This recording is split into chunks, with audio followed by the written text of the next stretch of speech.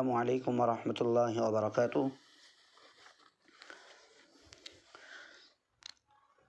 کل ایک رکوع مکمل تفسیر ہو چکی ہے۔ آج سے آیت نمبر 8 سے انشاءاللہ تفسیر کا آغاز کیا جائے گا۔ چند آیتوں کی تلاوت کی جائے گی، اس کے ترجمے اور تفسیر کیے جائیں گے، بقیہ اس کے مسائل بعد میں بیان کیے جائیں گے۔ اعوذ باللہ من الشیطان الرجیم، بسم اللہ الرحمن الرحیم۔ ومن الناس من يقول آمنا بالله وباليوم الآخر وما هم بمؤمنين يخادعون الله والذين آمنوا وما يخدعون إلا أنفسهم وما يشعرون في قلوبهم مرض فزادهم الله مرضا ولهم عذاب أليم بما كانوا يكذبون وإذا قيل لهم لا تفسدوا في الأرض قالوا إنما نحن مصلحون ألا إنهم هم المفسدون ولكن لا يشعرون وإذا قيل لهم آمنوا كما آمن الناس قالوا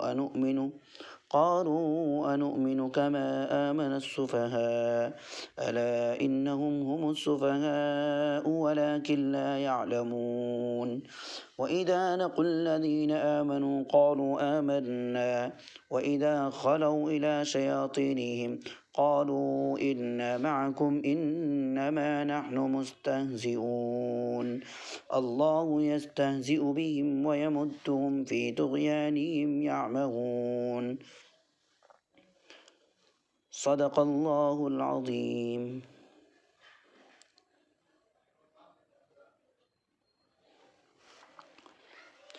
پہلے ترجمہ۔ وَمِنَ النَّاسِ مَن يَقُولُ آمَنَّا بِاللَّهِ وَبِالْيَوْمِ الْآخِرِ وَمَا هُم بِمُؤْمِنِينَ۔ بعض لوگ کہتے ہیں کہ ہم اللہ پر اور آخرت کے دن پر ایمان لائے، حالانکہ وہ حقیقت میں ایمان والے نہیں ہیں۔ يخادعون الله والذين آمنوا وما يخدعون إلا أنفسهم وما يشعرون۔ وہ اللہ کو اور ایمان والوں کو دھوکہ دیتے ہیں، مگر در حقیقت وہ اپنے آپ ہی کو دھوکہ دے رہے ہیں، ان کو اس کا احساس تک نہیں ہے۔ فی قلوبهم مرض فزادهم الله مرضا ولهم عذاب أليم بما كانوا يكذبون۔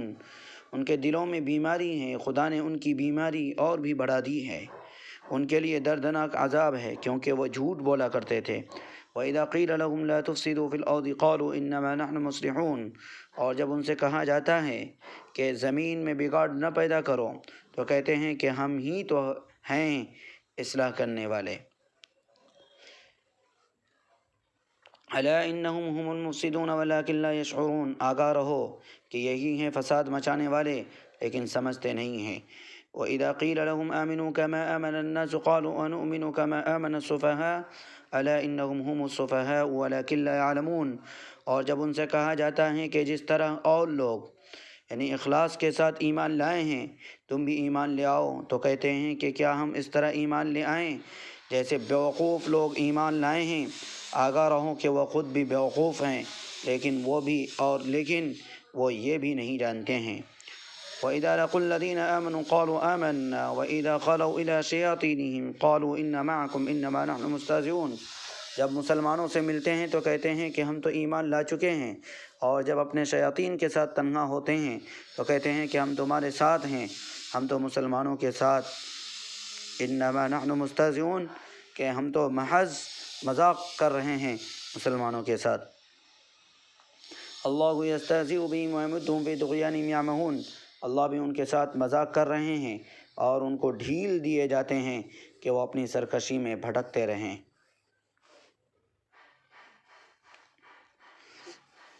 یہ تو تھا جو آیتیں پڑھی گئی تھی، یعنی آیت نمبر 8 سے لے کر کے آیت نمبر 15 تک کا ترجمہ تھا۔ اس کا مختصر سا تفسیر یہ ہے کہ اس کی مختصر سی تفسیر بیان کی جا رہی ہے، اس کے بعد کل انشاءاللہ احکامات بیان کیے جائیں گے اس کے متعلق۔ بعض لوگ کہتے ہیں کہ ہم اللہ پر اور آخرت کے دن پر ایمان لائیں، حالانکہ وہ حقیقت میں ایمان لانے والے نہیں ہیں۔ صورت کے شروع میں پہلے مومنوں کے اوصاف، ان کا انجام بیان فرمایا گیا، پھر ان لوگوں کا ذکر ہوا جو کھلے کافر ہیں۔ اب یہاں سے ایک تیسرے گروہ کا بیان ہو رہا ہے جسے منافق کہا جاتا ہے۔ یہ لوگ ظاہر میں تو اپنے آپ کو مسلمان کہتے تھے مگر دل سے مسلمان نہیں ہوتے تھے۔ تو مدینے میں کیونکہ گروہ تھا جو اپنے آپ کو مسلمان کہتا تھا، جسے ہم اور آپ سب جو کہ ابھی بتایا جیسے کہ ایسے شخص کو کیا کہا جاتا ہے؟ منافق کہا جاتا ہے۔ تو آگے یخادعون اللہ والذین آمنوا وما یخدعون الا انفسهم وما یشعرون، جو بیان کیا جا رہا ہے کہ وہ اللہ کو اور ایمان والوں کو دھوکہ دیتے ہیں مگر وہ اپنے آپ ہی کو دھوکہ دے رہے ہیں اور ان کو اس کا احساس تک نہیں ہے۔ تو یہاں بظاہر تو وہ اللہ اور مسلمانوں کو دھوکہ دینا چاہتے ہیں، لیکن حقیقت یہ ہے کہ وہ خود اپنے آپ کو دھوکہ دے رہے ہیں، کیونکہ اس دھوکے کا انجام خود ان کے حق میں برا ہوگا۔ وہ سمجھ رہے ہیں کہ اپنے آپ کو مسلمان ظاہر کر کے وہ کفر کے دنیاوی انجام سے بچ گئے، حالانکہ آخرت میں ان کو جو عذاب ہوگا وہ دنیا کے عذاب سے زیادہ سنگین ہوگا۔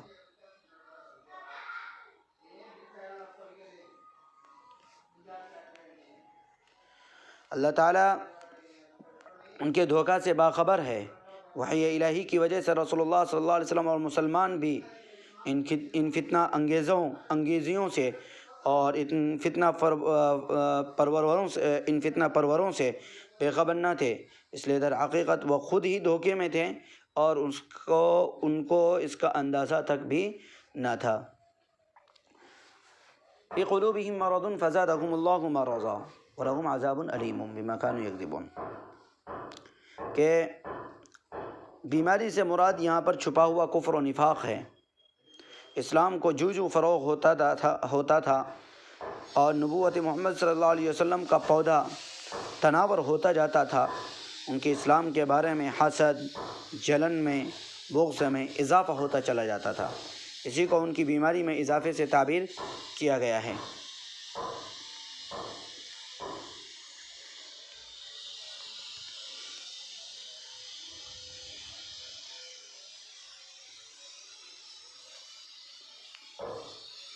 اور اللہ رب العزت نے ان کے لیے کیا کر رکھا ہے؟ دردناک عذاب تیار کر رکھا ہے، یعنی اس وجہ سے کیونکہ ان کے مسلمان ہونے کا دعویٰ کیا تھا؟ غلط تھا، اس وجہ سے اللہ رب العزت نے ان کے لیے دردناک عذاب تیار کر رکھا ہے۔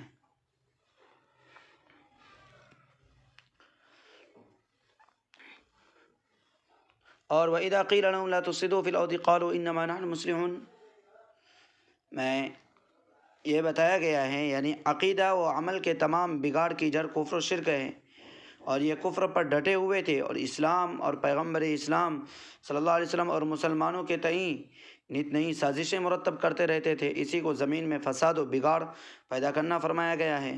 ہر زمانے میں مفسدین کا یہی شیوا رہا ہے کہ وہ فساد پیدا کرتے ہیں اور اس کو نام اصلاح کا دیتے ہیں۔ مسلمانوں کی تاریخ میں بھی عقیدہ و عمل کے بگاڑ کی جتنی تحریکیں اٹھیں انہوں نے یہی طریقہ اختیار کیا۔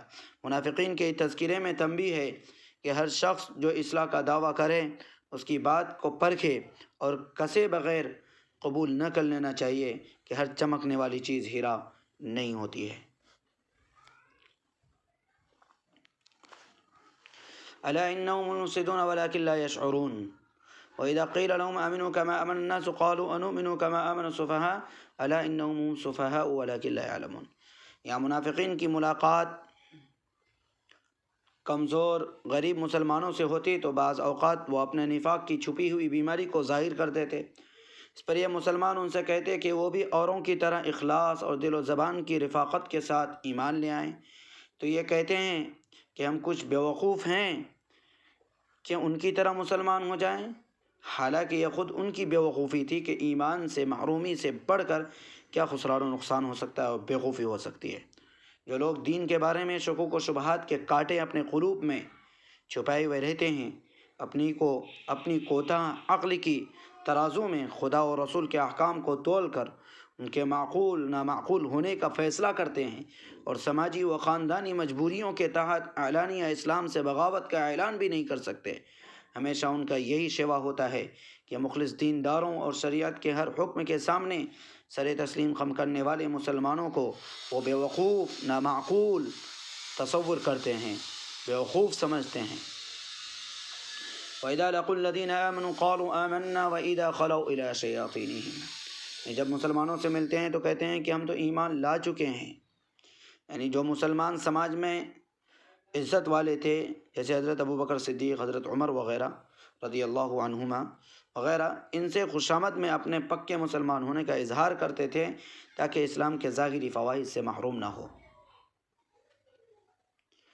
وَإِذَا خَلَوْا إِلَىٰ شَيَاطِينِهِمْ، اور جب اپنے شیطان کے ساتھ تنہا ہوتے تو شیطان یعنی حق سے دور اور سرکش کو کہا جاتا ہے۔ شیطان حق سے دور اور سرکش کو کہا جاتا ہے، خواہ انسان ہو یا جنات۔ قرآن مجید میں یہ لفظ گرچہ شیاطین جنات کے لیے زیادہ استعمال ہوا ہے، لیکن سرکش انسانوں کے لیے بھی اس کا استعمال ہوا ہے۔ یہاں شیاطین سے منافقین کے سردار اور ان کے خاص رفقا مراد ہیں۔ جب وہ اپنے شیاطین سے ملتے ہیں، شیطانوں سے ملتے ہیں، تنہا ہوتے ہیں تو کہتے ہیں ہم تمہارے ساتھ ہیں، ہم تو مسلمانوں کے ساتھ محض مذاق اڑا رہے ہیں۔ تو یعنی اسلام کے ظاہری فوائد ہیں، جان مال کی حفاظت، مال غنیمت میں حصہ داری، نکاح کا تعلق، وہ ہم مسلمانوں سے حاصل کر رہے ہیں۔ اللہ یستہزئ بہم ویمدہم فی طغیانہم یعمہون، اللہ بھی ان کے ساتھ مذاق کر رہے ہیں اور ان کو ڈھیل دیے جاتے ہیں کہ وہ اپنی سرکشی میں بھٹکتے رہیں۔ مطلب یہ ہے کہ اللہ تعالیٰ ان کے اس منافقانہ عمل کی سزا ان کو دے رہے ہیں، کہ ان کو ڈھیل دیے جا رہے ہیں تاکہ وہ حق تک رسائی سے مسلسل محروم رہیں اور سخت سزا کے حقدار ہو جائیں۔ عربی زبان میں یہ محاورہ ہے کہ کسی چیز کے بدلے کو بھی اسی نام سے ذکر کیا جاتا ہے۔ خود قرآن مجید میں کہا کہ جزاء سیئۃ سیئۃ مثلھا، کہ برائی کے بدلے اسی کے مثل برائی درست ہے۔ ظاہر ہے کہ برائی کا بدلہ برائی نہیں، مگر تقابل کے طور پر اس کو بھی برائی کہا گیا۔ اسی طرح اللہ تعالیٰ کا فعل مذاق اڑانے کی سزا ہے، نہ کہ خود مذاق اڑانا، لیکن بطور محاورہ اس کو بھی استہزاء کے لفظ سے تعبیر فرمایا گیا ہے۔ اللہ تبارک و تعالی ہم سبوں کو قرآن کریم سمجھ کر پڑھنے اور اس پر عمل کرنے